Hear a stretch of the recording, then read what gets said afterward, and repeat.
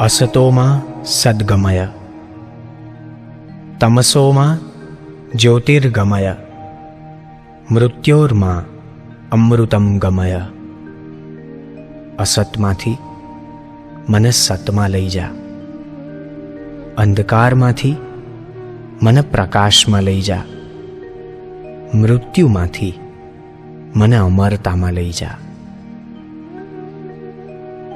પ્રિય પ્રભુ, જન્મ, જીવન અને મૃત્યુમાં વહેંચાયેલું અમારું શરીર શ્વાસની ગેરહાજરી અનુભવે છે અને મૃત્યુ થયાનું જાહેર થાય છે। જન્મ અને મૃત્યુ અમારા હાથની વાત નથી। હા, એ બંને વચ્ચેનું જીવન અમારી ઉપર નિર્ભર છે। મૃત્યુ જીવનનું પૂર્ણવિરામ છે। એક દુનિયા જે આંખ સામે દેખાતી હતી તે ખુલ્લી આંખે અદૃશ્ય બની જાય છે। હવે સ્મૃતિનો સથવારો નવો સંબંધ બાંધે છે। જેની સાથે જીવ્યા એ બધાની સ્મૃતિમાં નવો અવતાર બંધાય છે। મૃત્યુની ફિલોસોફી શરીરને ભૂલી જઈને સ્મૃતિમાં અકબંધ રહેવાની અબોલ યાત્રા છે। મૃત્યુને કોણ સમજી શક્યું છે? મૃત્યુ અમર છે। જે શ્વાસ લે છે એ બધાને વરેલું છે મૃત્યુ। મૃત્યુ પામનારી વ્યક્તિને યાદ કરીને રડવું એ એના જીવને ખટકો પહોંચાડવા જેવું કામ છે। મૃત્યુ પહેલા જે શરીર અપવિત્ર હતું તે મૃત્યુ પછી એકાએક પવિત્ર બની જાય છે। કારણ કે એની આંખો ખરાબ જોશે નહીં, એની જીભ ખરાબ અને સારું બંને બોલવામાંથી મુક્ત છે। એની પ્રત્યેક ઇન્દ્રિય જીવવાના ભાર વગર શાંત પડી છે, માટે એ પવિત્ર છે। ગમતી વ્યક્તિ ધુમાડો ઓઢીને ઉડી જાય ત્યારે એને હસતા હસતા અપાતી વિદાય આપણા ખાલીપાને સભર કરે છે। અમે આવ્યા ત્યારે અમારું વજન 1.5 કિલોનું હતું। રાખનો ઢગલો થઈશું ત્યારે પણ એનું વજન 1.5 કિલો જ રહેવાનું। હે પ્રભુ, આ જીવ આત્માથી પરમાત્મા તરફ ગતિ કરી રહ્યો છે।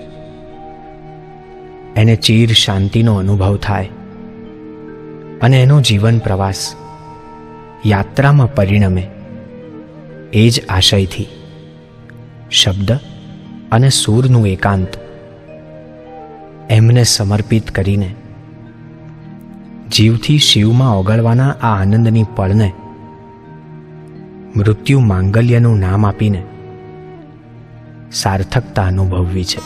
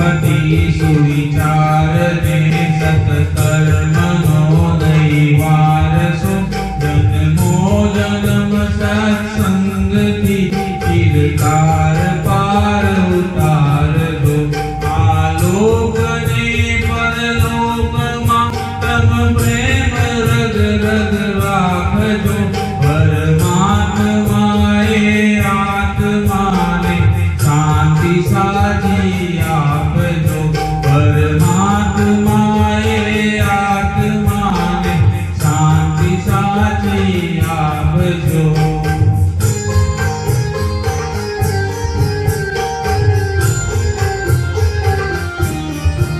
મળે મોક્ષ કે સુખ સ્વર્ગના આશાઓ એવી નથી દિયો દેહ દુર્લભ માનવીનો ભજન કરવા ભાવથી સાચું બતાવી રૂપ શ્રી ગિરિરાજ હૃદય